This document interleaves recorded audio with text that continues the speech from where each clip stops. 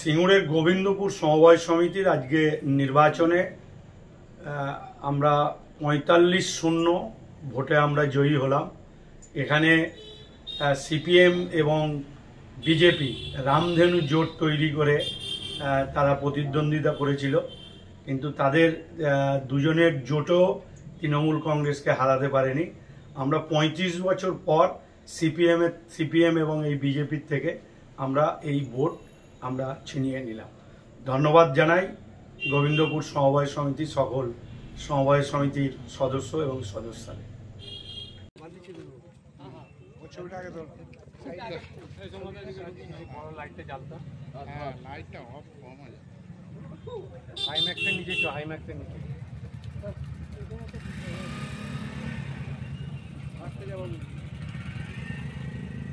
ঠিক আছে, রেজাল্ট বা ফলাফল হলো একটু যদি বলেন। আজকে সমবায় নির্বাচনে মোটামুটি আমাদের মোল্লা সিমলা এবং নসিবপুর জোনে যে ২৬টা এবং রসুলপুর গাছি দুর্গারামপুরের ৯টা, তার মধ্যে আমরা ৩৩টা ভোট হই, ২৬ এবং ৭ ৩৩টা বুথে দিয়ে আমরা জয়লাভ করি, প্রার্থী জয়লাভ করেছে। মানে সংখ্যাগরিষ্ঠতা পেয়ে কি দখল করলে? একদম ৪৫-এ পায় এবং দিয়াড়া খবর পেলাম দিয়াড়ার ১২টা সিটি আমাদের দখলে।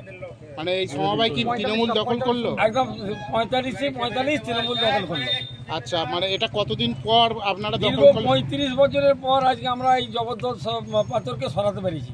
এর জন্য মমতা ব্যানার্জি এবং আমাদের লড়াকু নেতা এবং উন্নয়নের কাণ্ডারি ব্যবসা মান্ডল ধন্যবাদ জানাচ্ছি। এটা কি বামফ্রন্ট পরিচালিত সমর্থিতদের আন্ডারে ছিল? হ্যাঁ, বামফ্রন্ট পরিচালিত সিপিএম এর আন্ডারে ছিল।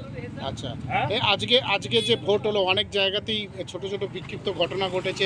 বামফ্রন্ট সমর্থিত প্রার্থীদের অভিযোগ তাদের মারধর করা হয়েছে, ছাপ্পা ভোট হয়েছে, এরকম অভিযোগ।